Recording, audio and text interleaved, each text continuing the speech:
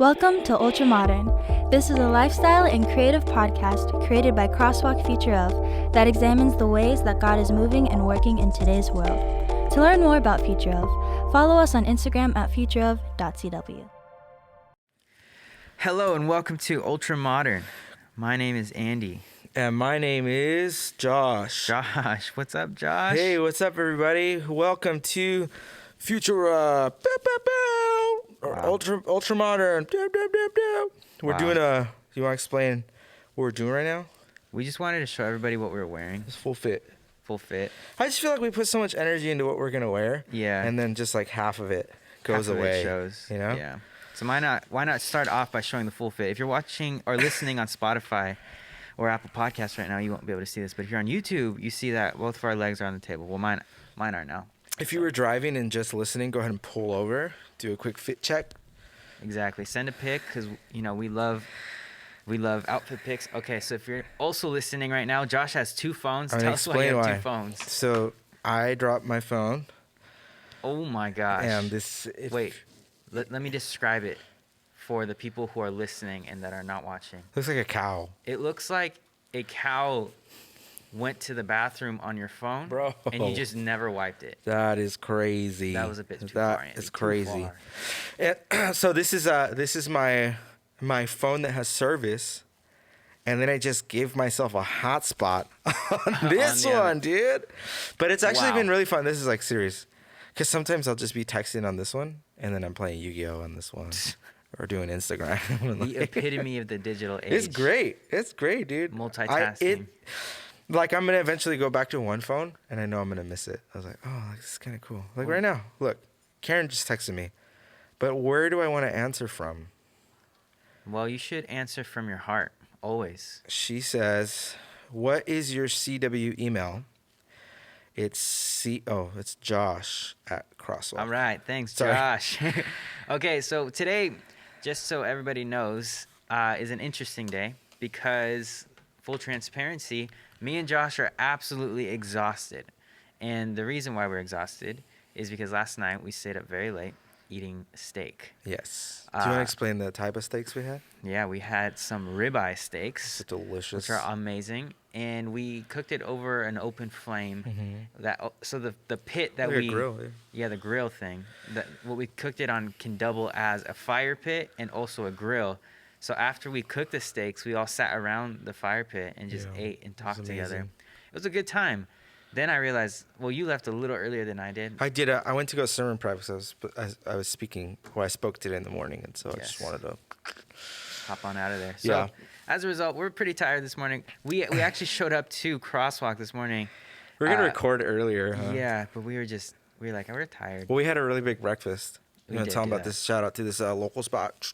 Oh yeah, what is it? Breakfast Shack? Breakfast Shack. That's what it's called. Nico's nodding his head. Do you guys want to say hi? Really quick? You guys want to jump in real quick? Yeah, just come on over real quick. Say hi. Get in here, guys. Give him a little come wave. over. Devin's here. Devin's here. And then so is Nico.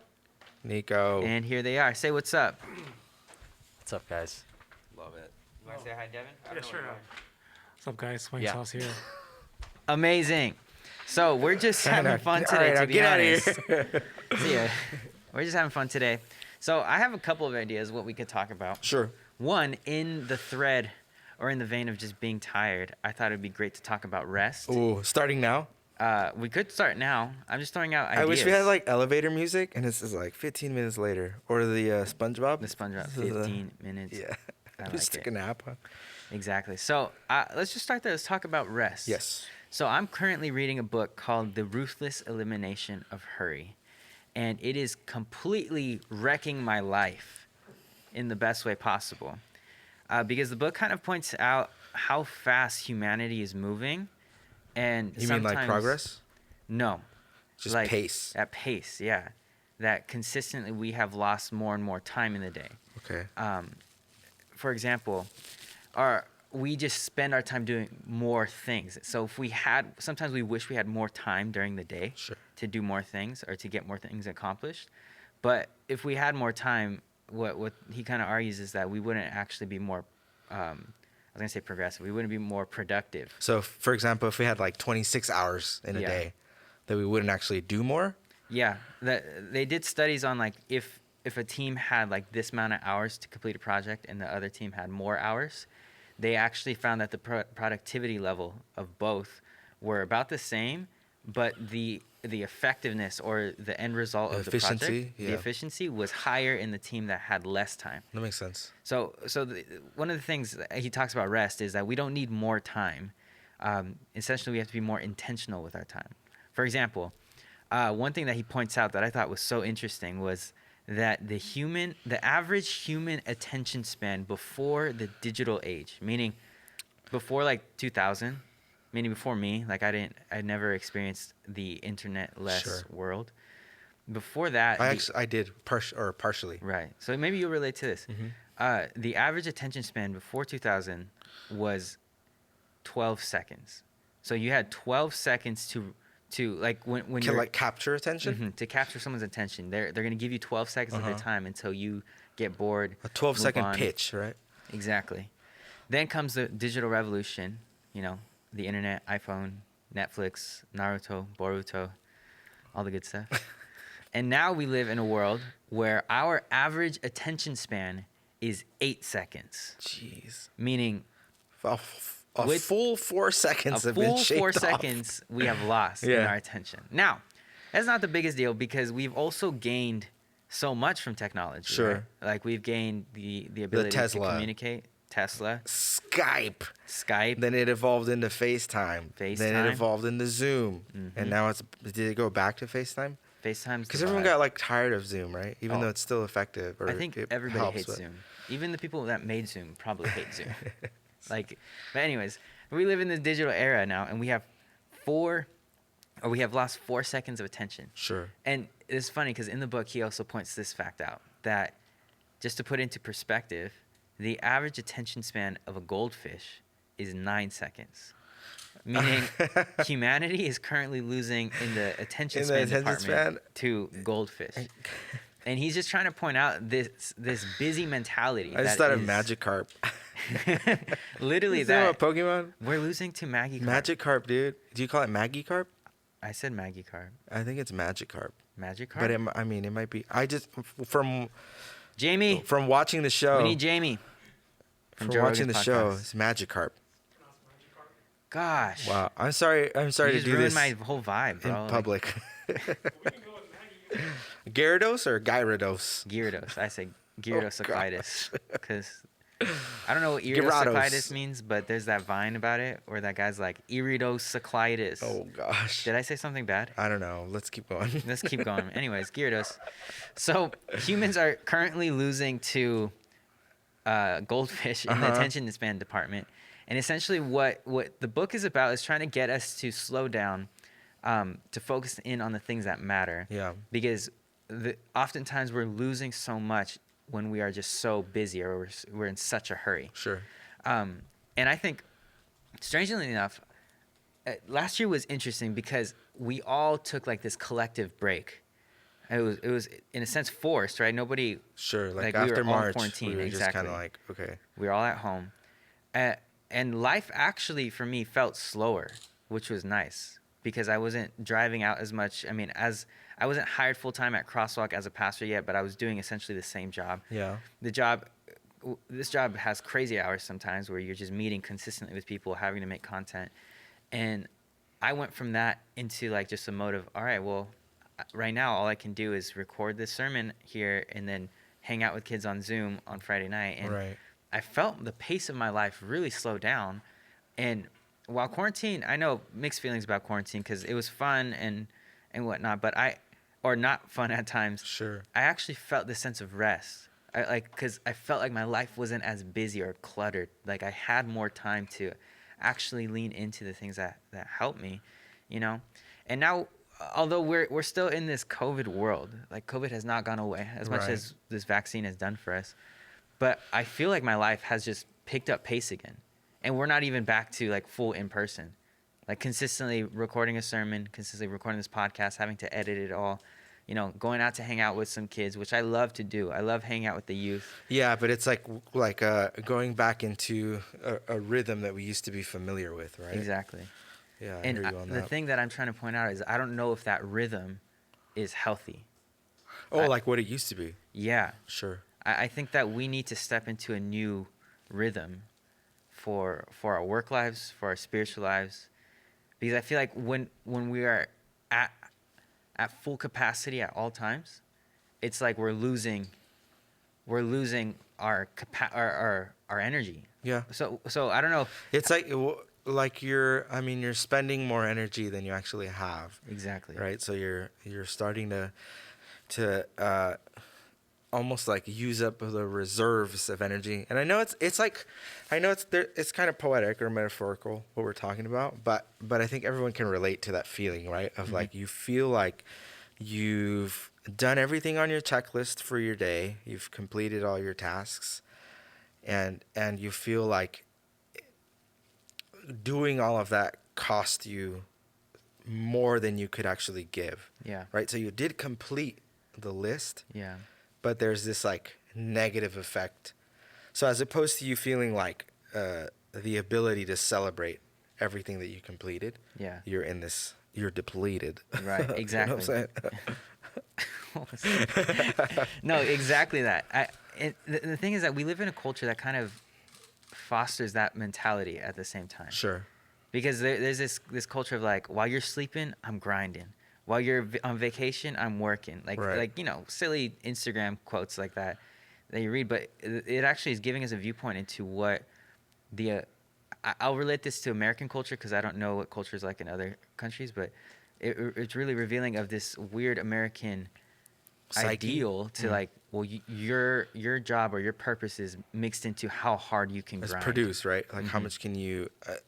I don't mean just financially, but I know that's connected. But how much can you make exactly with your time? How much can you make out of your finances, out of your skill, out of your talent?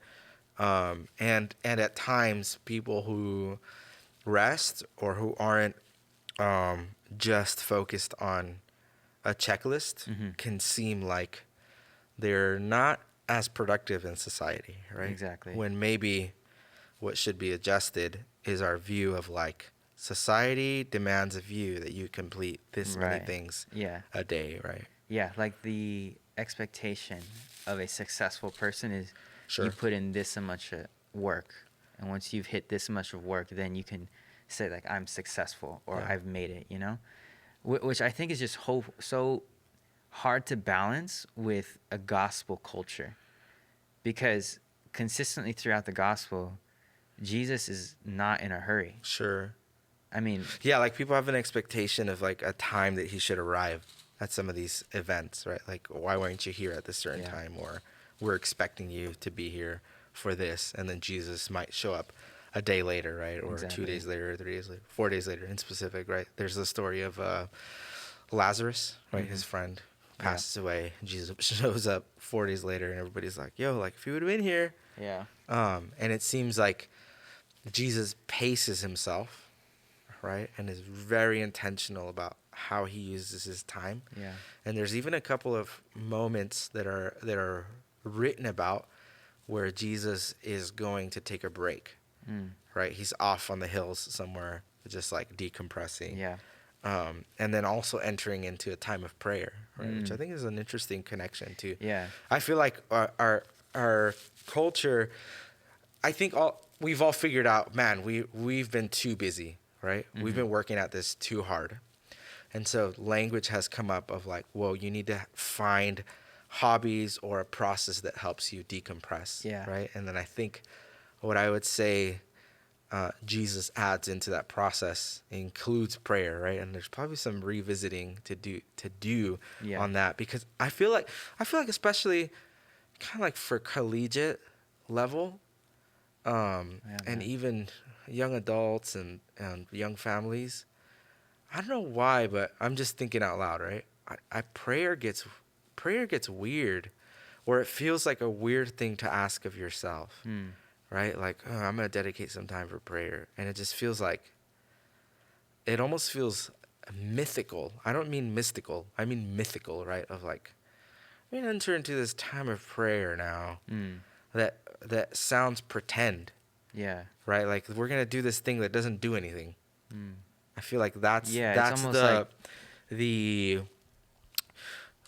the thing behind why sometimes we don't do it, Right. Because the feeling is like, does prayer actually work, right? What's the point of Yeah. prayer and rest Yeah. included into our ideas of productivity? Right? Yeah.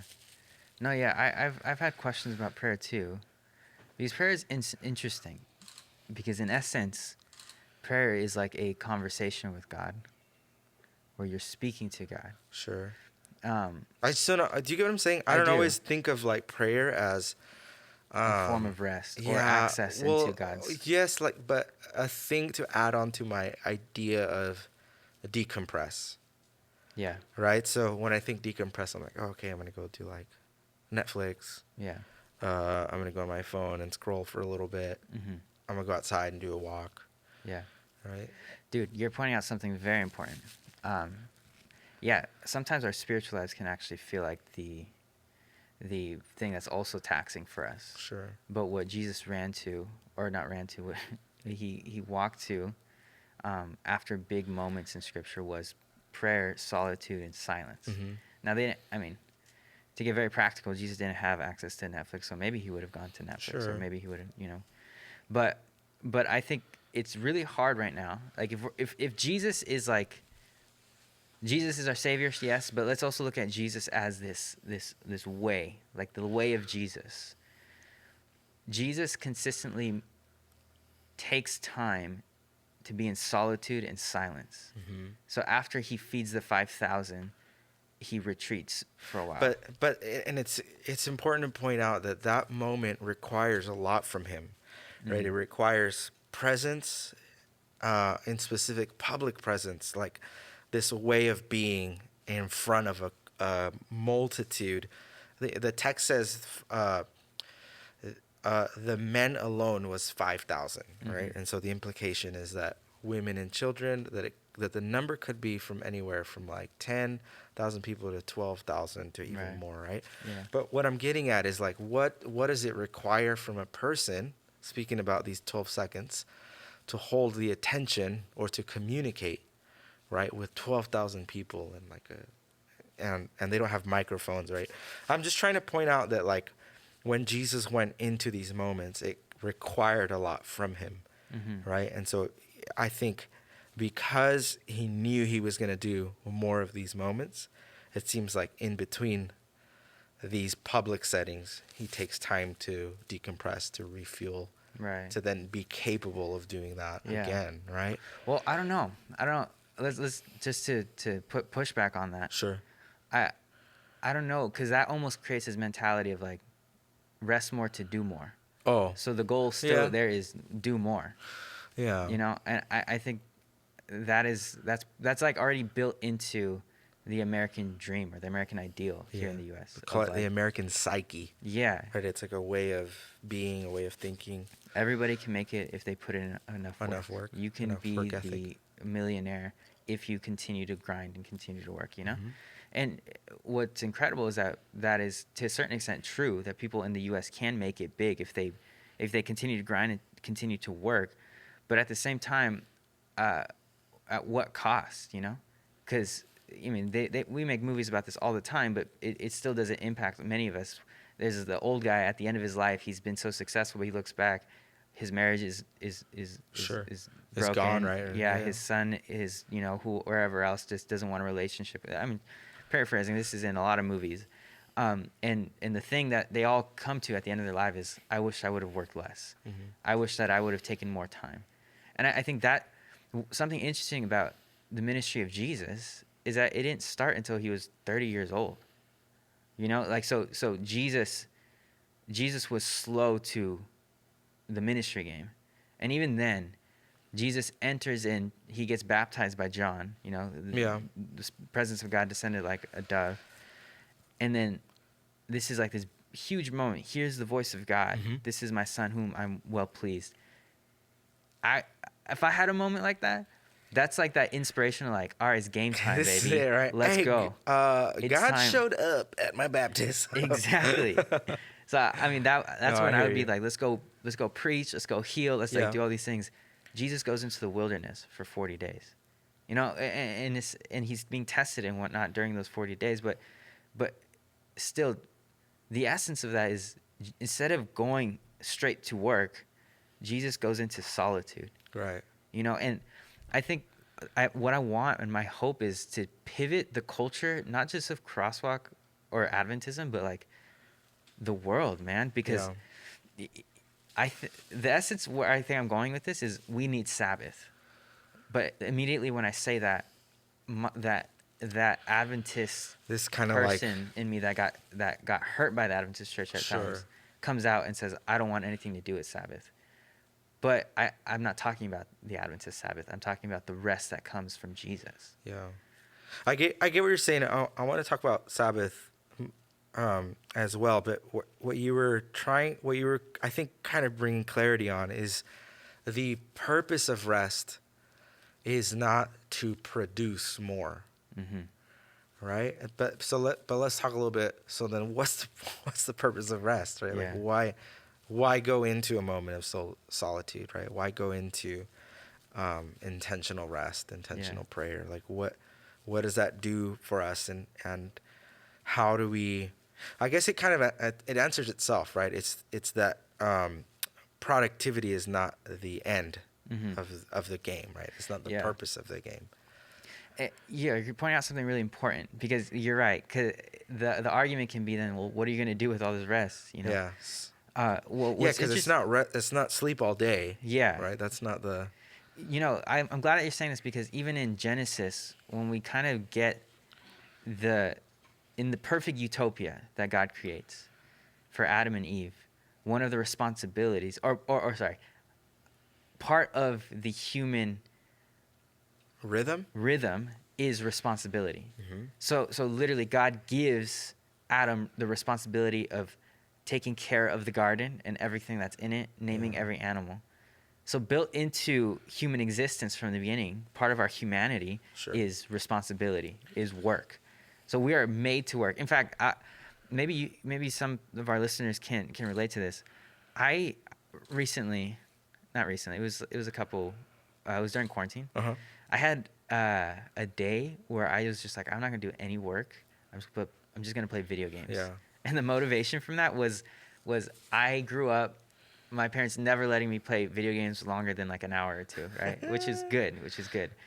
But this day in quarantine, I was like, I'm just gonna play video games all day. Yeah. So I did it. 'Cause in essence, your head just throbbing at the end of the day. Dude, at the end of the day, I was just anxious, tired. I felt like, man, I just really wasted a day playing video games. Yeah. And it was like, in essence, a moment where I looked back and I was like, my parents are right. Like, why did I want to play video games all day? They were right. They were right. They were right. And what I'm trying to point out is, like, rest, like, when we talk about rest, it's not the absence of work or the absence of responsibility. Sure. For a couple of reasons. One, because for someone that's talking or listening right now, they could be in the middle of a midterm. I don't know what week it is. I'm very removed from college right now. You're but good. Week 5. Week 5. All right, there you go. Maybe just came out of midterms. We're going into midterms. And they're thinking, like, rest. Like, I literally have to study. If I don't study, then how do I get a good grade? How do I get a grade? I can't pass a class. This is my future we're talking about. Like, the thing is, I resonate with that. I get that. And the tension for me, too, is trying to find the balance point between rest and responsibility. I think something that to keep in mind is something you kind of brought this up earlier, is the fact that Jesus gets called. I might mix up two stories, but it in essence is the same thing. Jesus gets called to the tomb of Lazarus because at that point, when he got called, Lazarus had not yet died. Mm-hmm. They were asking him to go and heal him, something pressing, right? Something that,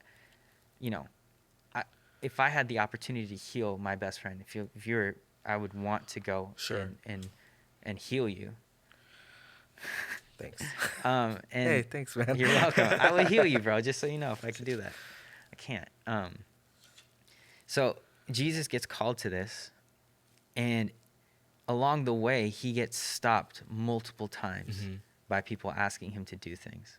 I might mix these stories up, but he gets stopped by the woman who suffered with bleeding. No, I think that's that's on the timeline. He got stopped by I'm forgetting. And then by a father whose daughter is sick. Exactly. Father whose daughter is sick, he goes and heals her.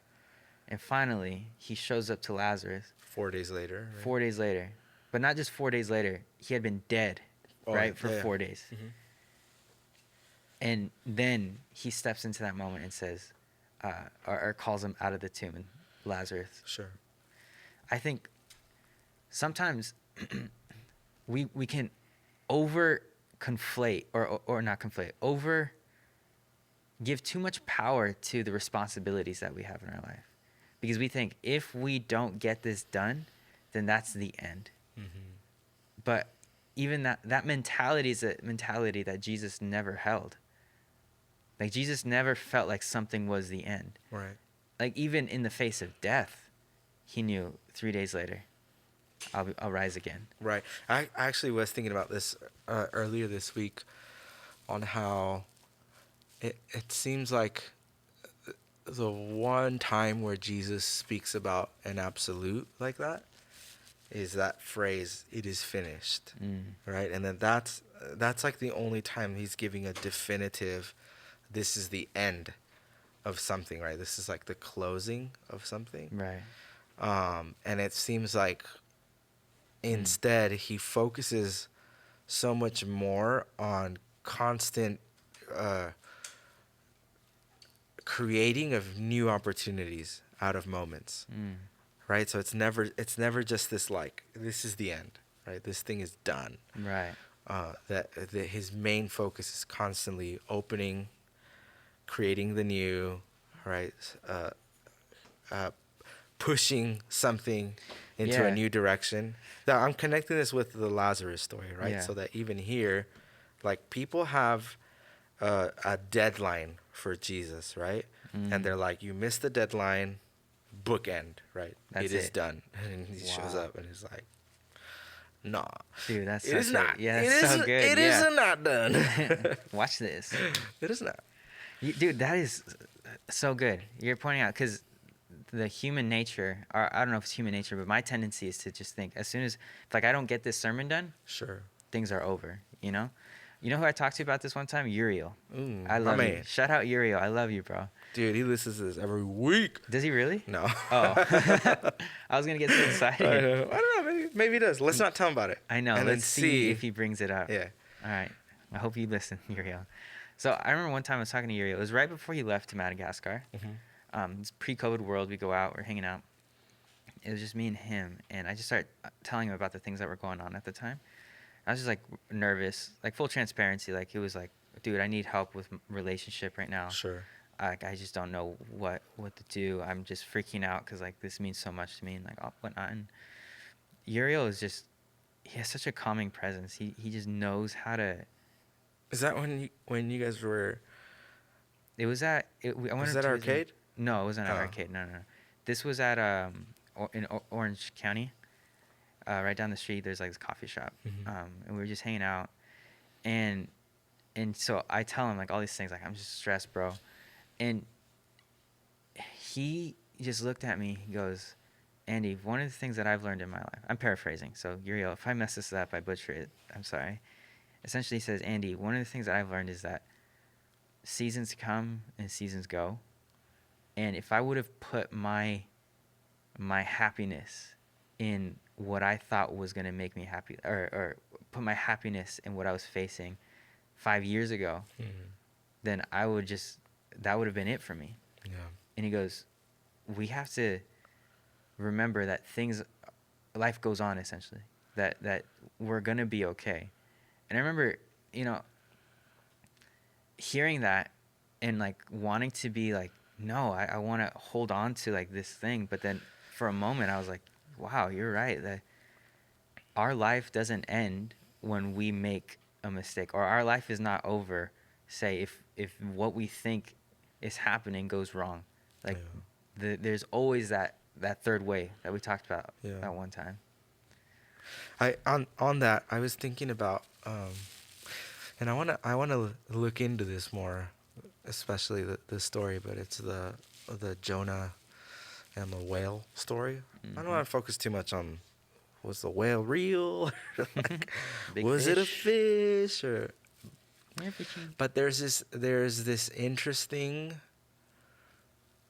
paradigm shift that happens, right? So God asks Jonah to go to the city called Nineveh. How do you say it? Nineveh. Nineveh? I always think of it in Magikarp. Spanish. Nineveh. Nineveh? Right? And the ask that God is making of Jonah is like, go and extend the second opportunity to this people, right? Give them a chance to become aware that they're children of God and that there's like this other life that's possible for them. Yeah. And Jonah is the one who's not about that. Like, he's the one who doesn't want it to happen. And this story is about how God takes his view and challenges him to a point where he does a 180 on his own perspective. Wow. Right? And what I was going to focus on is, and one portion of this paradigm shift is like, have a meal and go to sleep. Right? It's this like nutrition and get a good sleep pattern so that you can think clearly. Right. That's Right? so good. Yeah. And then the next day, I mean, there's like a couple of more things that happen, and there's definitely more to that story. But just this idea of like, sometimes God uses not just the divine to have us do a paradigm shift, but sometimes he uses both the divine and the mundane to create a shift in us, right? Wow. Yeah. And so I was gonna connect that to, in the pandemic, there is this like, I don't believe God sent the pandemic, but there are these like realizations that I feel like humanity would have not come to unless something like this would just Right. put us on hold, on pause, right? Right. And then make us go into the mundane things that we usually do. And I feel like what's coming out of that is a 180, right? Of like, we used to be very focused on productivity, getting stuff done. Right. And now society itself is recognizing the need for Sabbath, Wow. right? For rest. And like, why this should be part of the actual flow of humanity. I don't know. No, dude, you're spot on. I think I really resonated with the practicality that you mentioned. I want to go into that in a little bit. The fact that Hey, sometimes you just gotta eat and take a nap. yeah, exactly. But even that, I think in moments. I said, Martin, what's up, man? So Martin. That was me. Like, the light is so bright. I'm like, is Martin over there? In the moments where we feel like stressed out, sometimes we run to what's very comfortable for us. Yeah. Instead of what maybe we need. So, for example, like I said, so this morning we were super tired and we wanted to record this. None of this would have came out if we did this morning, by the way. It just would have been different, right? It would have been a Exactly. different I don't conversation. even know what we were talking about. But this morning I was super tired, so then I went back to the house. You, me, Isai, we all departed, went back to our Just respective like homes. needed to sleep for a little bit. Huh? Yeah, and as soon as I got into bed, because I was gonna take a nap, I was like, I kind of want to play Nintendo Switch right now. Like I kind of want to just, I've been playing Breath of the Wild. It's a lit game. And I realized like that's my tendency. Like in the moments where I actually have the opportunity to rest, I will tend to go into the things that I feel most comfortable with. Mm-hmm. But what we're most comfortable with often isn't the thing that is the most restful. Sure. Like I can't tell you how many times I've gotten home like 11:30 at night. It's time to go to bed, and I have to be up the next morning super early. But I'm just like, I'll just check out Instagram still, and I just scroll. Very quickly, I realize, shoot, it's 1 a.m. Yeah. Or even like when I have work to do, that if I just like knock it out real quick, then I'll be more free. But I still procrastinate on it, and I'll end up, let me see this YouTube video on every meat deep fried in the world, or whatever it is that I've seen on YouTube. Do I have to watch this? I really have to watch this? I think it's just we don't even know how to rest well. Yeah. Like our culture, not only do we have a hard time resting in general, but when we choose to rest, we don't actually know how to rest. Mm-hmm. Because the things that we're turning to for rest actually make us more tired. Because I love Netflix, and sometimes you need to sit down and watch a Netflix show. Like you need to decompress that way. But for some reason, sometimes these things actually end up taking more from us than we're actually gaining. Yeah, I was thinking about, because I think, or we talked about this when the pandemic first happened and we went into quarantine. Mm-hmm. We were talking about how like wasn't the goal to become wireless as a community, to be able to progress technology and to do everything remote. Like the goal, that was already the goal before quarantine, before the pandemic, right? It's like we're just trying to push technology to like to That's further expressions of itself, mm-hmm. right? And just kind of like keep going next level on technology.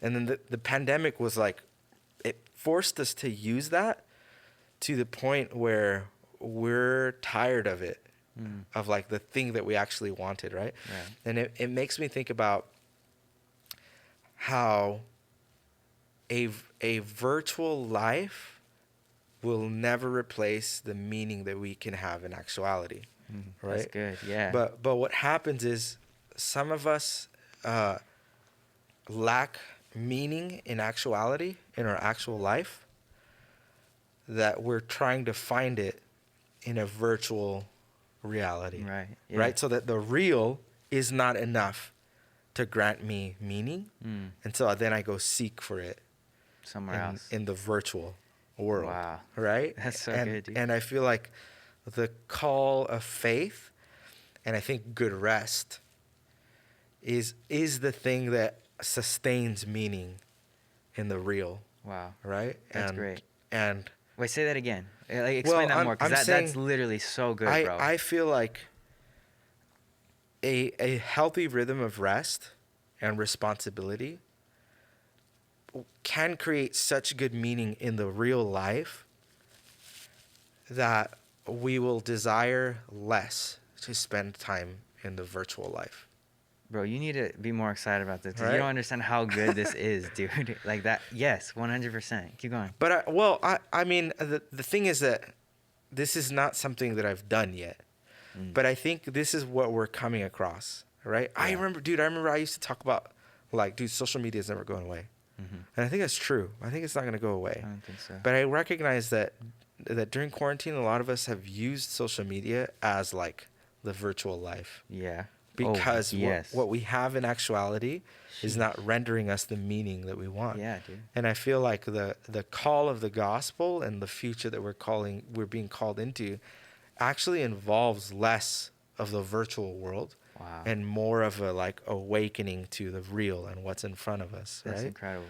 I don't know what it fully looks like, but maybe that's part of the third wave. Right? It's like a what's the word? A relinquishing of like virtual self, right? And starting to become more about like, no, I'm about the real. Yeah, dude. Wow. I don't mean delete your social media account, but there's this shift, right? Of like, hey, I know I've been experiencing a lot in the virtual world, but that's not real. Yeah.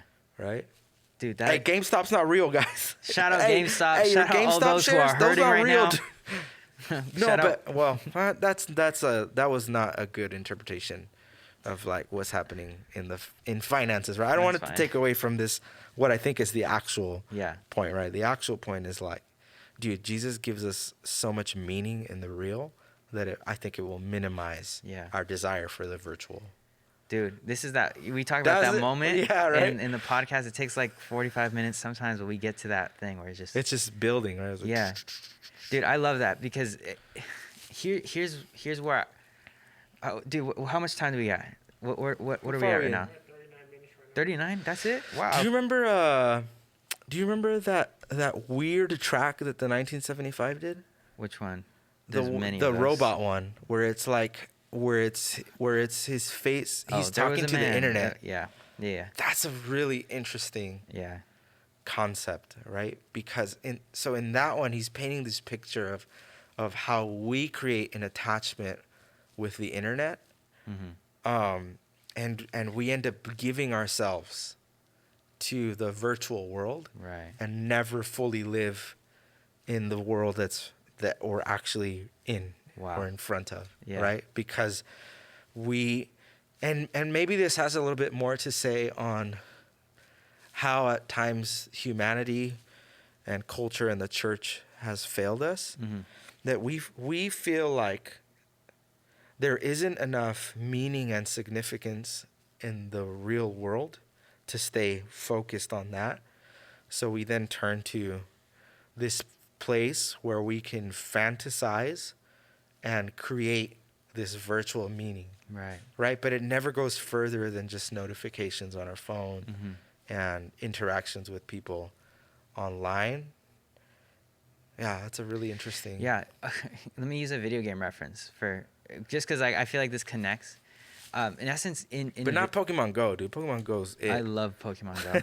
That's a good integration of like. For sure, because you're exercising, you're getting out, and dude. So in Breath of the Wild, this Legends of Zelda game that I'm playing right now, you have a certain amount of hearts, and I'm pretty sure this is in a lot of Zelda games. There's like lives. Yeah, lives, and every time you get hit by a monster or like whatever it is, you lose like quarter, half, full, and you have a couple of them. And the cool thing is like you could make food to replenish your hearts in the game. So what you want to do consistently throughout the game is make sure like you're hunting, that you're Snack cooking. it up. Yeah, exactly. I came to a moment when I was playing where I ran out of food and I was literally at a quarter heart. And like when you're at a quarter heart, like the body of Link will start to like pulse red. And he'll just be like, "Ow!" Like you'll just hear him. Oh yeah. And so what you have to do? I've played the game on like on like Game Boy Advance. Yeah. No, it's similar. Back. But I remembered. Oh yeah. Yeah. So in the game then, if you have no food, what you have to do is either one, hunt, find an apple or something, or you have to return to a place that has rest for you, so that you could sleep for a night, and that if you sleep for a night, you get full life. Kind of like, right? What's it called on Pokemon? Oh, when you gotta go heal your Pokemon. Yeah, the healing center. Pokemart. Well, Pokemart's a shop. Poke Center. Poke Exactly. Center. Poke Center. Everybody here is like it's a Poke Center. So like if you want to live again, then you have to go to these Poke Centers. Wait, did you get my? Bro, it's not that funny. That's the right. Keep going. Okay. You have to go to these Poke Centers. Fudge. It's not a Poke Center. You got me just thinking about Pokemon now. Back to Link. Zelda. Link. You have to rest somehow. But in the video game, essentially this is what I'm trying to talk about. You have a way of replenishing those hearts so that you're alive again. I think what you're pointing out well is that in real life is that sometimes our hearts will be depleted. Our capacity to experience life and to actually be fully present in a moment is depleted. Yeah. But we've lost the roadmap on how to replenish our hearts, or we've forgotten what it takes to actually replenish our hearts so that we can live again. And as a result, it's safer to live online where you can like replenish and continue the story consistently than to figure out how to replenish hearts in the real life, right? And what I'm saying is that the access to the real life of replenishing our hearts is Jesus. And like you said, it is a good meal, rest, prayer, devotional life. The thing is that we don't make connections to that. That is what Sabbath is. They often talk about Sabbath in connection with this word shalom, right? Wholeness. And so it can sound like we're oversimplifying mental wellness, and an oversimplification of how to address mental health. But I think we're not speaking about here's how to solve all of the problems, right? But rather there's this like baseline that you can sustain, right, by good rest, exhibiting good skill and responsibility, eating well, right, sleeping well. Like all of this it establishes a good baseline, right, for you to be able to do the thing that you need to do. Right. And then recognizing that sometimes it's not enough, right? That sometimes I actually just talked to a church member about this in Foothills. Dude, actually, you're gonna really like this idea. But she was telling me, growing up in a Hispanic background, that the culture never talks about mental wellness or about mental health. And there was a moment in her life where she feels like she had all of this faith, had access to the truth, and had access to like even a view on identity of who she is as a child of God. And that her emotions never allowed her to unleash her faith. Right? So she felt like all of it is there. The prayer is there. The faith is there. The scripture reading is there. The doctrine is there. Do you get what I'm saying? Like, she was listing. And it turns out she had a chemical imbalance. Right? And so it isn't until she gets diagnosed and then finds a treatment plan that equalizes that for her, that she finally feels like she can express her faith fully. Wow. Can finally real. Do you get what I'm saying? Yeah. That's a really interesting. Yeah, that's like a grounds that a lot of sleep won't always do it, right? a lot of grounds that some Spanish communities won't tread. Yeah. Because going into mental health is, so I have family members that refuse to go to counseling. Sure. Because they say like, well, just pray about it, you know, or there's this weird like division of like, why go to someone just to talk to them when you could go to your pastor, or you could just go to Jesus about it and pray about it. But like what your church member pointed out really well is like, yeah, sometimes there's this chemical imbalance in our head, or like there could be real mental issues that we need to address. Yeah. So it's not the fact that for some of us that we just can't talk to Jesus, or that Jesus isn't listening, or whatever way you want to paint it. It's that's a huge conversation too of mental health and Christianity, or mental health and spirituality. I'm bringing it in because so part of our conversation was to say, hey, some of us, we can get through the responsibilities and the checklist really easily, and we can do even more than is like physically possible of us, and then it leaves us depleted, right? And then there's this type of person that has the checklist and can't do the first thing on it, right? And it comes from like this, and I mean, I don't know enough about it to other than to talk about it kind of like poetically and metaphorically, right? But I understand that for some people, they can't get to the checklist to start working on this stuff. And the answer we've been telling them is like, well, just get good rest, right? Or get good like meal plan, or go get some sun, go get some exercise. And I feel like, yeah, like, oh, that's going to help. But sometimes you need a therapist, right? Sometimes you need just like medical advice and intervention, and maybe partially what Jesus is doing in this time is also removing stigmas on that, right? And allowing people to access more of like who they can be. That's good, dude. Just in changing that wavelength, right? Of like, hey, if you need a therapist, or if you need to get treatment, it's dude. okay. That phrase alone, right, might be the difference between why somebody steps into the gospel fully. Yeah. No, yeah. I mean, sometimes you can minister to yourself only so much.